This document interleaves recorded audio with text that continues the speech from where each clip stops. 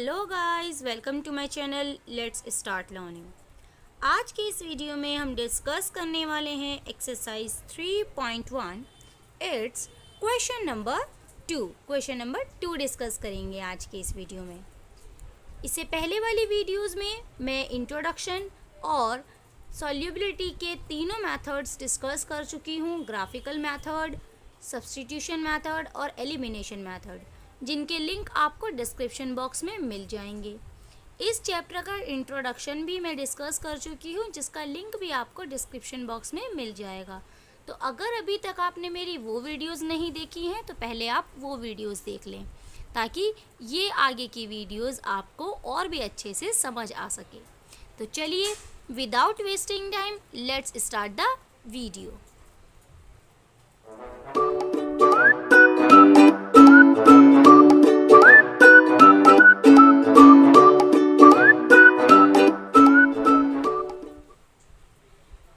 Question number 2. On comparing A1 upon A2, B1 upon B2 and C1 upon C2, इन सभी को compare करते हुए बताइए find out whether the lines, जो आपको ये लाइन्स दी हुई हैं representing the following pairs of linear equations, ये जो भी आपको लीनियर इक्वेशंस दी हुई हैं, ये जो लाइन्स है वो intersect at a point, intersect कर रही हैं एक पॉइंट पर, आर पैरेलल या फिर पैरेलल हैं, और कोइंसिडेंट या फिर कोइंसिडेंट है। इसका मीनिंग क्या हुआ कि आपको क्या करना है, ये जो आपको given linear pairs of equations दिया हुआ है, इसके आपको A1 upon A2, B1 upon B2 और C1 अपॉन C2 को कंपेयरिंग करते हुए ये बताना है कि ये दोनों लाइंस इंटरसेक्ट कर रही हैं अ पॉइंट पर, या फिर ये दोनों लाइंस पैरेलल हैं, या फिर ये दोनों लाइंस कोइंसिडेंट लाइंस हैं। तो ये जो कंडीशंस होती है intersect at a point, parallel और कोइंसिडेंट, ये मैं अपने इंट्रोडक्शन पार्ट्स में डिस्कस कर चुकी हूँ, जिसका लिंक आपको डिस्क्रिप्शन बॉक्स में मिल जाएगा। तो अगर अभी तक आपने वो वाली वीडियो नहीं देखी है तो इस क्वेश्चन को अच्छे से समझने के लिए आप इंट्रोडक्शन पार्ट की वीडियो ज़रूर देखें। तो चलिए अब हम स्टार्ट करते हैं इसका फर्स्ट पार्ट। ये आपको दो लीनियर इक्वेशंस दे रखी हैं, the first is this and the second one is this. सबसे पहला वर्क आपको क्या करना है, आपको इसके ये देखिए लीनियर इक्वेशन में इक्वलिटी के कुछ नंबर्स इधर हैं और कुछ नंबर्स इधर हैं, विच मीन्स इसका मीनिंग क्या हुआ कि एक आपकी लेफ्ट हैंड साइड है और एक आपकी राइट हैंड साइड है। तो आपको क्या करना है, राइट हैंड साइड पर अगर कोई भी नंबर है उसको सबसे पहले उठा करके लेफ्ट पर लेकर चले जाना है और राइट में ज़ीरो रख देना है। तो इसमें तो ऑलरेडी राइट में ज़ीरो है, तो इसमें कुछ वर्क नहीं करना है, और सेकंड वाली में भी राइट में ज़ीरो है, तो इसमें भी कुछ वर्क नहीं करना है। तो अब हम क्या करेंगे, तो सब ये तो हो गया फर्स्ट स्टेप कंप्लीट, समझ में आया, इधर ज़ीरो रखना है और सब चीज़ें इधर लेकर चली जानी है। अब आते हैं हम अपने सेकंड स्टेप पर। सेकंड स्टेप क्या होगा, आपको इन दोनों इक्वेशंस को कंपेयरिंग करनी है। तो क्या लिख देना है, compare these two linear equations, इन दोनों लीनियर इक्वेशंस को कंपेयर करना है किसके साथ, a1x plus b1y plus c1 equals to 0 and a2x plus b2y plus c2 equals to 0। तो चलिए कंपेयरिंग करते हैं हम। फर्स्ट वाली इक्वेशन को इससे कंपेयर करना है। तो देखिए x, तो x के आगे यहाँ पर 5 है, यहाँ पर a1 है, तो a1 की वैल्यू कितनी आ गई, a1 की वैल्यू हमारे पास आ गई 5। ओके, सेम ऐसे ही b1y 4y, तो b1 की वैल्यू कितनी आ जाएगी, प्लस माइनस b1 की जगह पर 4। ओके, सेम c1 की वैल्यू कितनी आ जाएगी, 8 प्लस प्लस प्लस प्लस हम लगाते नहीं, डन। एंड अब इसका कंपैरिजन आप इस वाली इक्वेशन से करिए, तो ये आ जाएगा a2x, तो यह है 7x, तो a2 की वैल्यू इज 7, b2y और यहाँ पर है 6y, तो B2 की value is 6, C plus C2 और यहाँ पर है -9, तो plus minus minus, so C2 is -9। Done. ये चीज़ समझ में आई। कंपैरिजन करने के बाद आपने निकाल ली। अब हमें कंपेयर करना है A1 अपॉन A2 को, तो A1 अपॉन A2 निकालिए। A1 इज 5 और A2 इज 7। तो ये वैल्यू, क्या ये दोनों नंबर्स एक टेबल में आ रहे हैं? नहीं आ रहे हैं। अब आपको क्या फाइंड आउट करना है? B1 upon B2। चलिए, B1 इज -4 और B2 इज 6। क्या ये दोनों नंबर एक टेबल में आ रहे हैं? यस। ये आता है 2 के टेबल में 2 बार और ये आता है 2 के टेबल में 3 बार, तो ये आपका आ गया -2/3। यहाँ तक समझ आया? अब आप देखिए, A1 अपॉन A2 इज 5/7 और B1 अपॉन B2 इज -2/3। तो क्या ये दोनों वैल्यूज सेम है? ये दोनों वैल्यूज सेम नहीं है। अगर ये दोनों वैल्यूज सेम आएंगी तो आप थर्ड वाला प्रोपोर्शन निकालेंगे, रेशो निकालेंगे, और अगर ये दोनों वैल्यूज सेम नहीं आई तो आप C1 अपॉन C2 नहीं निकालिएगा। तो आप क्या लिखेंगे? Since A1 upon A2 not equal to B1 upon B2, भाई ये दोनों चीज़ें सेम नहीं हैं। तो जब ये दोनों चीज़ें सेम नहीं होती हैं तो आप क्या लिख दोगे? लाइन्स आर इंटरसेक्टिंग, सॉरी इसमें स्पेलिंग सही लिखिएगा, intersect each other at a point. Okay, this is your answer. क्या है? अगर A1 upon A2 equal to नहीं आया B1 अपॉन B2, तो इसका मीनिंग क्या होता है कि जो लाइंस है वो इंटरसेक्ट कर रही हैं एक दूसरे को एट अ पॉइंट, किसी एक पॉइंट पर। यही हमें बताना था कि वो इंटरसेक्ट कर रही हैं, पैरेलल है या कोइंसिडेंट है। अगर सेम नहीं आई तो इंटरसेक्ट कर रही हैं, और अगर सेम आ गई तो हम C1 अपॉन C2 को भी देखेंगे फिर। तो चलिए अब हम करते हैं इसका next part. It's second part. 9x plus 3y plus 12 equals to 0, 18x plus 6y plus 24 equals to 0। ये आपको इक्वेशंस दी हुई हैं। सबसे पहले आपको राइट हैंड पर ओनली 0 रखना है, तो इसमें तो ऑलरेडी राइट हैंड पर ओनली 0 है और दूसरी वाली में भी ऑलरेडी 0 है। तो अब हम क्या करेंगे? कंपेयर कर लेंगे these two linear equations with this one. इन दोनों लीनियर इक्वेशन से इन दोनों लीनियर इक्वेशंस को कंपेयरिंग कर लेंगे।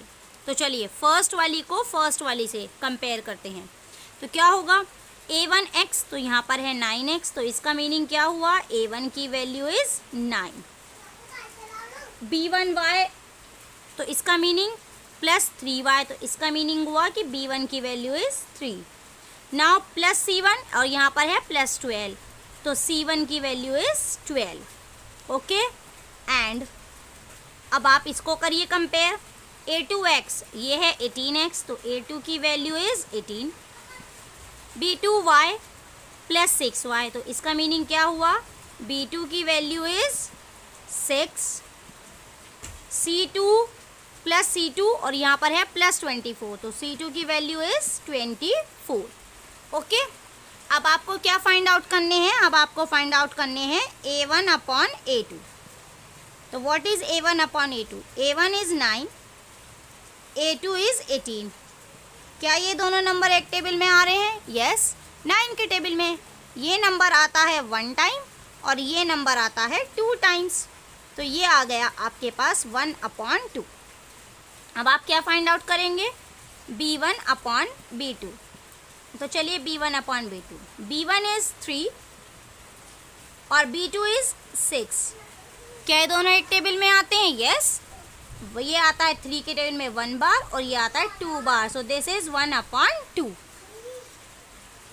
तो यहाँ देखिए आप A1 अपॉन A2 की वैल्यू भी आपके पास 1/2 है और B1 अपॉन B2 की वैल्यू भी आपके पास 1/2 है। क्योंकि आपके पास दोनों ही रेशो की वैल्यू सेम है तो आपको थर्ड वाला रेशो भी फाइंड आउट करना पड़ेगा। चलिए थर्ड वाला फाइंड आउट करते हैं, C1 अपॉन C2। तो C1 is 12 and C2 is 24। This is 12 1 ज़ा 12 एंड 12 2 ज़ा 24। तो ये कितना आ गया आपके पास 1/2। इसका मीनिंग क्या हुआ, तीनों ही रेशो की वैल्यू 1/2, 1/2 एंड 1/2 सेम आ रही है। तो आप यहीं पर लिख देंगे since A1 upon A2 equal to है B1 अपॉन B2 के, और वो भी इक्वल टू है C1 अपॉन C2 के। सारी की सारी ही वैल्यूज़ कितनी आई हैं 1/2। जब सारी की सारी वैल्यूज़ सेम आती है तो इसका मीनिंग क्या हुआ, इसका मीनिंग हुआ कि लाइंस जो हैं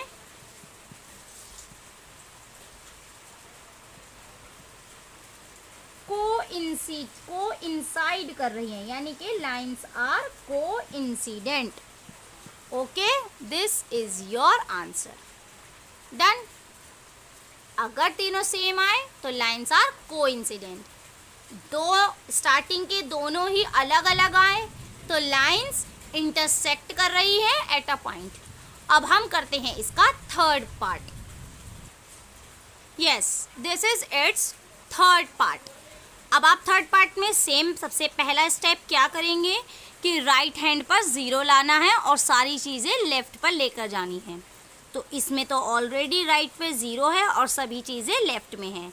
नेक्स्ट वाली इक्वेशन में भी सेम यही केस है। तो हम सेकेंड स्टेप में क्या करेंगे, compare these two linear equations with a1x plus b1y plus c1 equals to 0, a2x plus b2y plus c2 equals to 0। तो चलिए फर्स्ट वाली को फर्स्ट वाले से कंपेयर करते हैं। a1x, तो इसका मीनिंग क्या हुआ 6x। सो इसका मीनिंग हुआ a1 की value is 6। Now plus b1y और यहाँ पर है -3y, तो y से y cut, plus minus minus, तो b1 की वैल्यू इज -3 प्लस c1 और यहाँ पर है +10, तो c1 की वैल्यू इज 10। ओके, अब आप नेक्स्ट वाली निकालिए, इसकी कंपैरिजन इस वाली से करेंगे। a2x यहाँ पर है 2x, तो a2 की value is 2, a2 is 2 plus b2y और यहाँ पर है ओनली -y। तो जब यहाँ पर कोई भी नंबर नहीं है तो आप यहाँ पर 1 लिख सकते हैं। तो b2 की वैल्यू कितनी आ जाएगी, प्लस माइनस माइनस, b2 के प्लेस पर लिखा हुआ है 1, तो b2 is -1। Now c2 plus c2 और यहाँ पर लिखा हुआ है +9, तो c2 इज 9। ओके, अब क्या करेंगे फाइंड आउट अब हम रेशो फाइंड आउट करेंगे a1 अपॉन a2। तो what is a1, a1 is 6, a2 is 2। दोनों एक टेबल में आते हैं, 2 1 ज़ा एंड 2 3 ज़ा। तो ये आपका आ गया 3, नीचे का 1 हम नहीं लिखते। ओके, अब हम फाइंड आउट करेंगे नेक्स्ट वाला ratio b1 upon b2। b1 की वैल्यू इज -3, b2 की वैल्यू इज -1। माइनस से माइनस कट, तो यहाँ पर दोनों एक टेबल में नहीं आते, यहाँ पर बचा 3, नीचे का 1 हम नहीं लिखते। ये दोनों वैल्यूज़ सेम है तो अब हम थर्ड वाली वैल्यू भी निकालेंगे, c1 upon c2। c1 is 10 upon c2 is 9। ये दोनों तो 3 हैं, क्या ये दोनों एक टेबल में आ रहे हैं, नहीं, ये तो नहीं आते। सो दैट्स वाई ये दोनों तो सेम है बट ये सेम नहीं है। तो अब हम इसे इसी तरीके से लिखेंगे कि a1 upon a2 is equals to b1 upon b2। भाई ये दोनों तो सेम है बट तीसरा वाला जो है वो सेम नहीं है। तो इसका मीनिंग क्या हुआ, लाइंस आर पैरेलल। लाइंस क्या हुई, parallel. Okay, this is your answer. क्योंकि आपको यही बताना था कि लाइंस पैरेलल हैं, इंटरसेक्ट कर रही हैं या फिर कोइंसिडेंट है।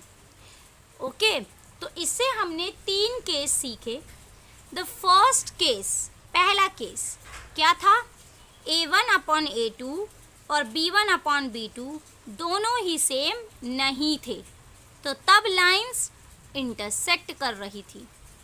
दूसरे केस में हमने क्या सीखा कि A1 upon A2, B1 upon B2 और C1 अपॉन C2 ये तीनों ही सेम थे, तो जब तीनों ही वैल्यू सेम आएंगी तो लाइंस आर कोइंसिडेंट, तब वो कोइंसिडेंट होंगी।